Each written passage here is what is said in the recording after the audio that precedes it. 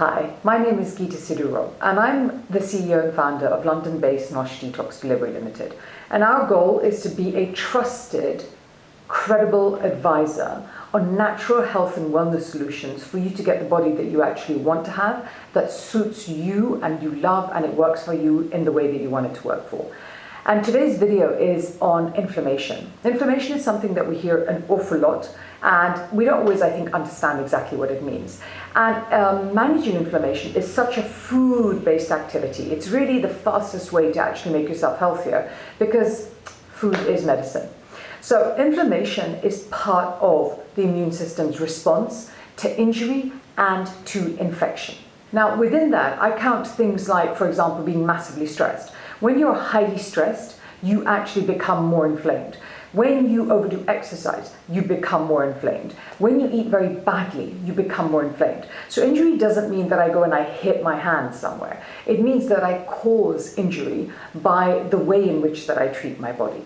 Now, there are certain foods also which cause inflammation, and there are certain foods that actually help to reduce inflammation. Now, why do we care about this? It's because inflammation and having high inflammatory markers is a precondition for so many illnesses. Like, there's this enormously long list of illnesses and problems that come out of the result of being having inflammation.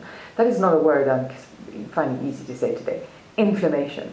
There's an issue with premature aging, with your periodontal, anything to do with your teeth disease, obesity, aging, diabetes, multiple sclerosis, and cancer.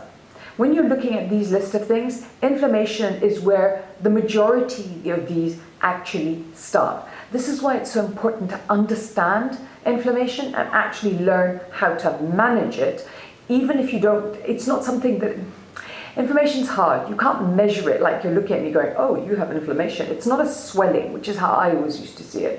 What it is it's something inside your body, and it has certain ways of coming out, but it's not going to be really a visible, obvious thing for you to see. One of the ways of knowing that you have inflammation is actually that your bowel stops working very well. You have a lot of issues with your gut, like inflammatory bowel diseases, Crohn's, ulcerative colitis. That's a way of knowing that you actually have inflammation. Another way of knowing you have inflammation is when you get very dehydrated, and it doesn't matter how much water you drink, you're always dehydrated. Your skin gets more dehydrated. Another way is also when you become quite acidic and your digestion slows down. That's another way to know that you actually have inflammation. But overall, just take preventative action constantly, because it's one of those things to always be eating well to help to oppose inflammation. So, foods that cause inflammation. There is a long list here. You will not be surprised to know that a lot of it is actually based under the heading of really not very good for you. So, inflammation is caused by foods like refined sugar, meat, dairy, trans fat, unhealthy oils, saturated fats, and refined carbs. And overall, a very meat-based diet actually is a highly inflammatory diet. So, and the worst culprits are chicken, eggs, beef, pork, and in fact fish as well. So the more that you eat a meat-based diet, the more likely you are to have inflammation, and the more attention you should pay to adding anti-inflammatory food into your diet to balance it out. So what are foods that help with inflammation? Anti-inflammatory foods are your standard good-for-you food. So it's always an easy way to understand. Anti-inflammatory foods are foods that are really good for you, and foods that are, on the list of your mother said you should eat this, kind of those ones. So what are we saying? We're saying fruits, vegetables, nuts, seeds, beans, and legumes.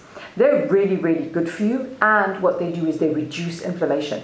That is because these foods are alkaline foods. They're alkaline creating foods. So they make you more alkaline, and the more alkaline you are, the less inflammation you have. I'll say that again. When you're acidic, you're more inflamed. When you're alkaline, you're less inflamed. So healthy foods, natural fiber, fruits, vegetables, they make you less inflamed because they are alkaline foods. If you'd like a list of more ideas of what are alkaline foods, we have some sample menus on our website. So if you go to noshdetox.com and look at the ABC, it's the Alkaline Balance and Cleanse Food Plan. And there you'll see some sample menus of how to eat a more alkaline diet.